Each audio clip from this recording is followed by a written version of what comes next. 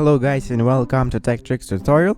In today's video, I will show you the step-by-step tutorial on what to do if you forgot your Instagram password. So by the end of this video, you will learn how to do them. So without further ado, let's get into it. So the first thing that we need to do is to open our Instagram app, and after opening, just click your profile right here on the bottom right corner, and after that, click this 3-line icon right here on the top right corner, and then click this account center right here, and then scroll down until you see password and security. Just click it and then click change password. So just choose the account that you want to change your password. Since we forgot the password, the only way that we can do is to click this forgot your password, and after that they will send a code to your Gmail account that is connected to your Facebook account.